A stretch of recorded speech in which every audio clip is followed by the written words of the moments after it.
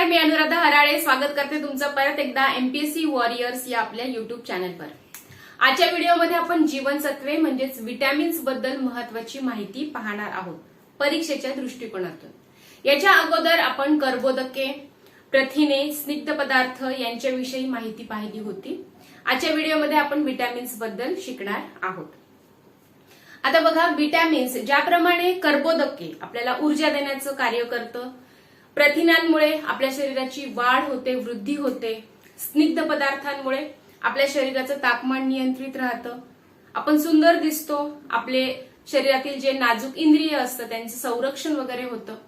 त्याचप्रमाणे जीवनसत्वामुळे काय होतं तर जीवनसत्वामुळे संरक्षण, आपल्या शरीराचं काय होत असतं, संरक्षण। त्यामुळे ज्या पदार्थांमधून जीवनसत्वे मिळतात त्यांना प्रोटेक्टिव्ह फूड असं म्हणतात। ठीक आहे, तर संरक्षण करणे हेच याचं मुख्य कार्य आहे जीवनसत्वांचं। आपल्या आहारामधून आपल्याला जीवनसत्व मिळत असतात, अतिशय कमी क्वांटिटीमध्ये आपल्याला ते लागत असतात, अक्षरशः मिलीग्रॅम मध्ये आपल्याला जीवनसत्व लागत असतात, पण ते अतिशय महत्वाचे असतात। जरी इतक्या कमी क्वांटिटीमध्ये जरी आपल्या शरीराला ते पाहिजे असले तरी त्यांचं कार्य जे आहे ते खूप मोठं आहे। नाहीतर आपल्याला रातांधळेपणा, मूडदूस, बेरीबेरी, त्वचा संबंधीचे रोग यासारखे आजार होऊ शकतात। त्यामुळे त्यांचं महत्व इथे कमी होत नाही। ठीक आहे, तर बघा, जीवनसत्व जे आहेत याच्यामध्ये कार्बन आढळत असल्यामुळे किंवा कार्बन प्रेझेंट असल्यामुळे यांना ऑर्गॅनिक असं म्हणायचं आहे, सेंद्रिय संयोगे असं यांना म्हणायचं आहे। ठीक आहे, कार्बन याच्यामध्ये प्रेझेंट असतो। जीवनसत्वांचा शोध सर एफ सी हॉपकिन्स यांनी लावलेला आहे आणि जीवनसत्वांचा शोध लावल्यामुळे त्यांना नोबेल पारितोषिक मिळालेलं आहे 1929 साली। जीवनसत्वांना जीवनसत्व म्हणजेच विटॅमिन हे नाव फंक या शास्त्रज्ञाने दिलेलं आहे। त्यामुळे इथे दोन्ही शास्त्रज्ञांची नावं तुम्हाला लक्षात ठेवायची आहे, एक हॉपकिन्स आणि दुसरा आहे फंक। ठीक आहे, त्याच्यानंतर जीवनसत्वांचे दोन प्रकार पडतात किंवा दोन प्रकारामध्ये याचं वर्गीकरण केलं जातं। एक मेदात विरघळणारी किंवा स्निग्ध पदार्थांमध्ये विरघळणारे फॅट सोल्युबल विटॅमिन्स आणि दुसरा आहे पाण्यात विरघळणारे वॉटर सोल्युबल विटॅमिन्स। मागच्या व्हिडिओमध्ये स्निग्ध पदार्थांच्या वेळेस फक्त एवढं सांगितलं होतं की फॅट मध्ये कोणते विटॅमिन्स सोल्युबल असतात, तर विटॅमिन ए, डी, ई आणि के हे विटॅमिन्स कसे असतात, फॅट सोल्युबल आहे, मेदामध्ये ते विरघळतात, त्यामुळे ते आपल्या बॉडीमध्ये स्टोअर राहू शकतात, स्टोअर करून ठेवू शकतो आपण त्यांना। ठीक आहे, रोजच्या रोज हे काही घेण्याची गरज नसते। पण विटॅमिन बी आणि विटॅमिन सी जे आहे ते मात्र पाण्यात विरघळत असल्यामुळे मूत्रावाटे, घामावाटे, जर दारू वगैरे जर पित असेल एखादी व्यक्ती तर त्याच्यामध्ये देखील हे विरघळत असल्यामुळे विटॅमिन बी आणि सी मात्र आपल्याला रोजच्या रोज आपल्या आहारामध्ये घेणं अनिवार्य आहे, कारण हे आपल्या शरीरामध्ये स्टोअर होऊ शकत नाही, आपण त्यांना साठवू शकत नाही, कोणते विटॅमिन बी आणि सी।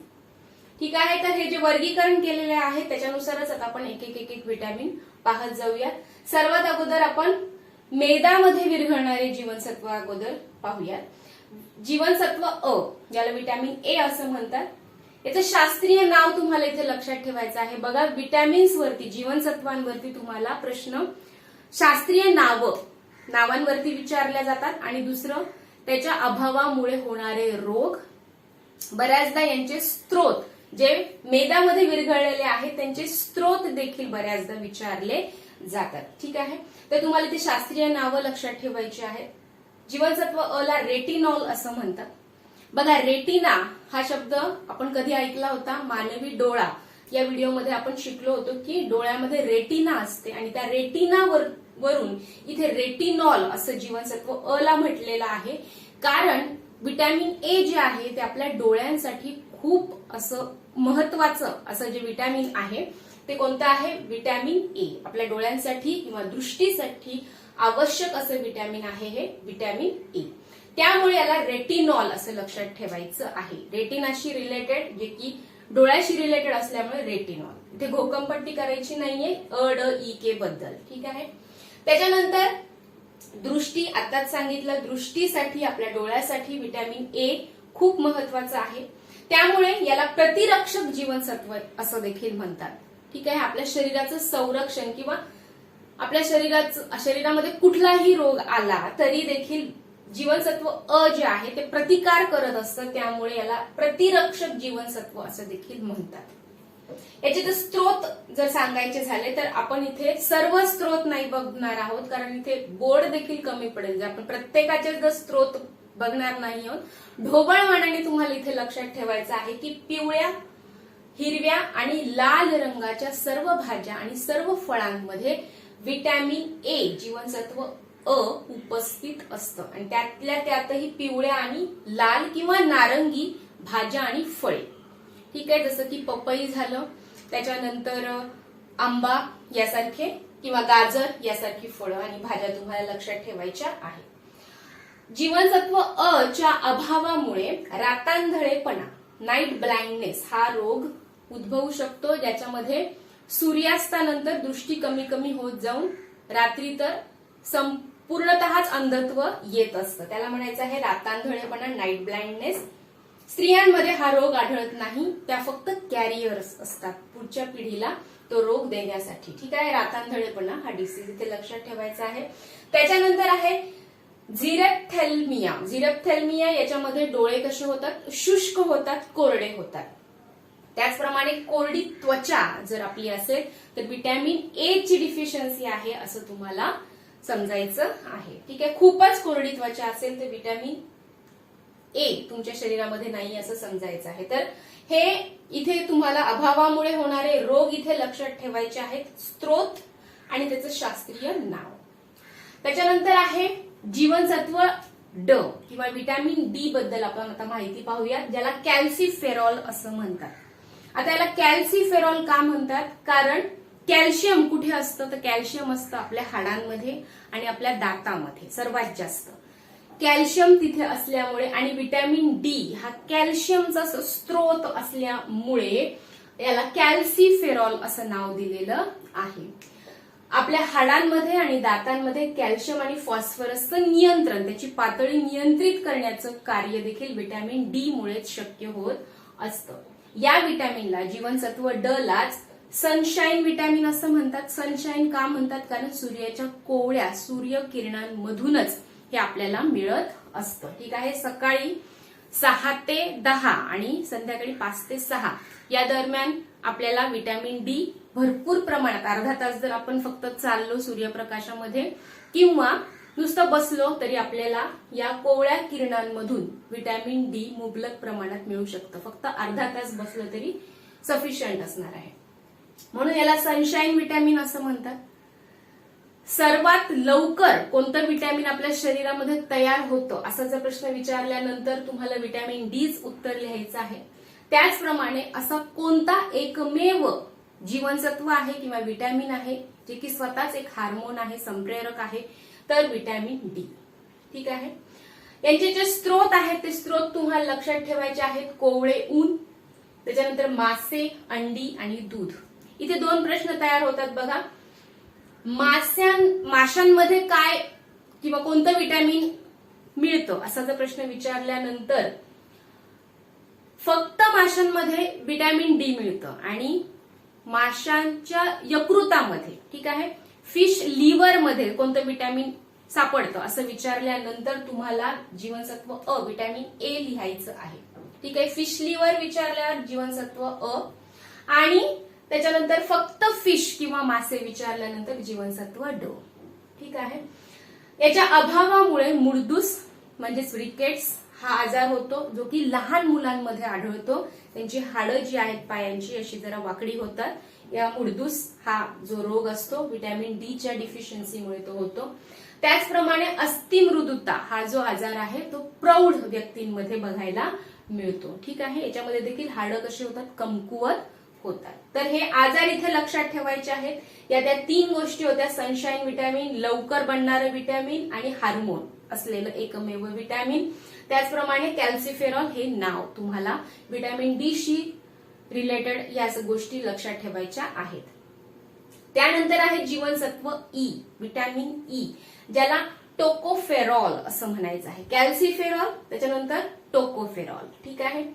आता अँटीऑक्सिडंट, आपल्या शरीरातील अँटीऑक्सिडंट म्हणून हे कार्य करत असतं. कोणतं? Vitamin E.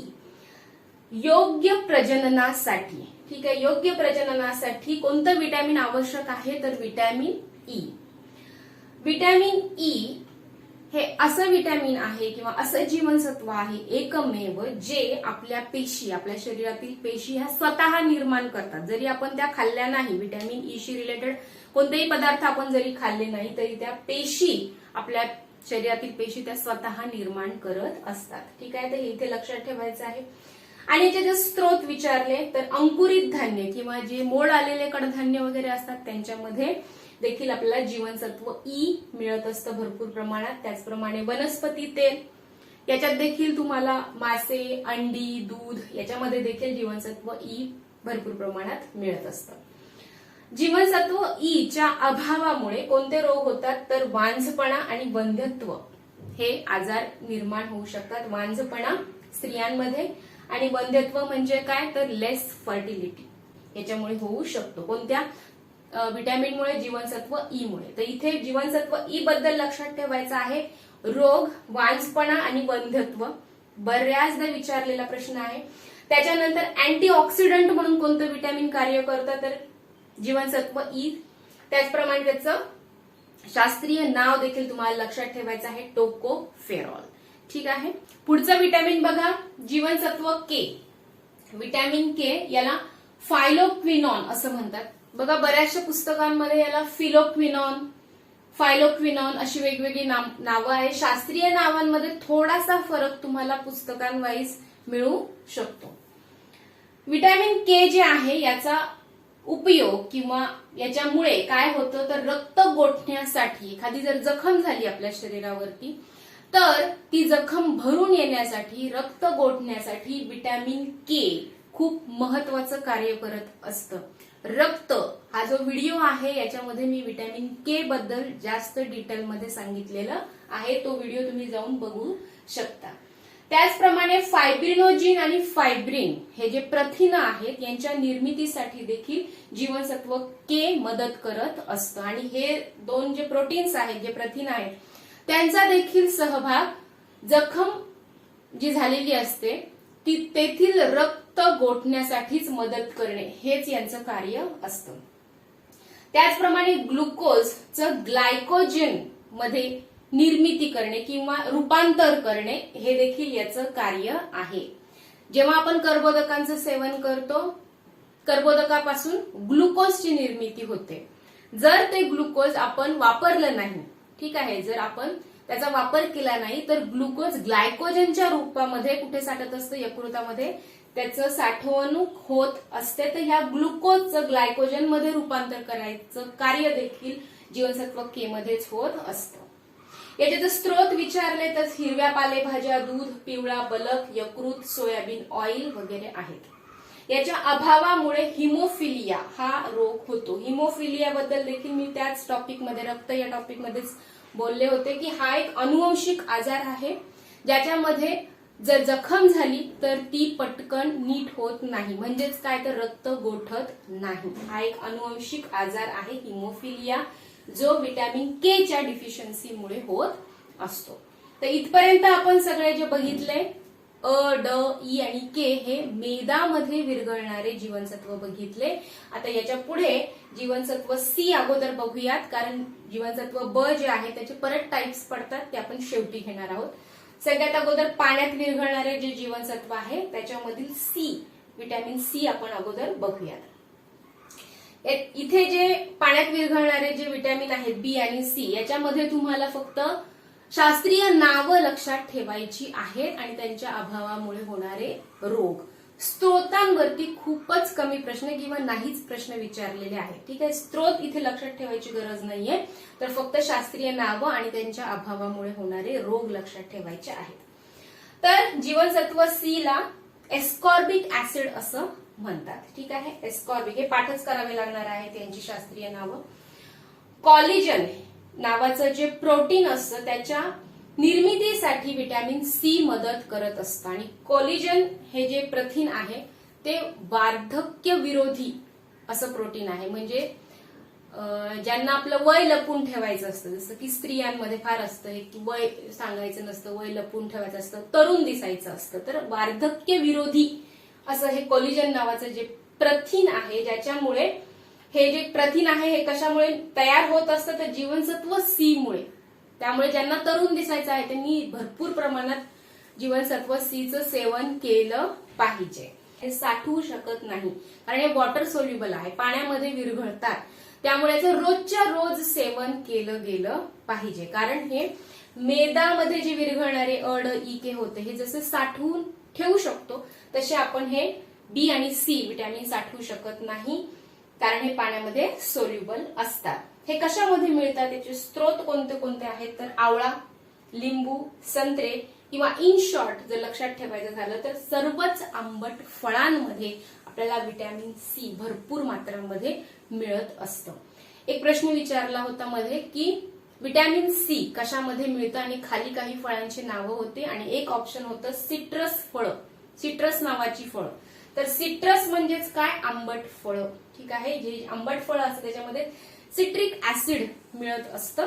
त्यामुळे इथे सिट्रस हे देखील तुम्हाला इथे लक्षात ठेवायचं आहे. ठीक आहे, विटॅमिन सी वरती, विटॅमिन डी वरती आणि विटॅमिन ए, त्याच्यानंतर के जे मेदात विरघळणारे होते याच्यावर तर प्रश्न विचारले जातात, पण पाण्यात विरघळणाऱ्यामध्ये विटॅमिन सी वरती सर्वात जास्त प्रश्न विचारले गेलेले आहेत. याच्या अभावामुळे, विटॅमिन सीच्या अभावामुळे स्कर्वी हा रोग होतो.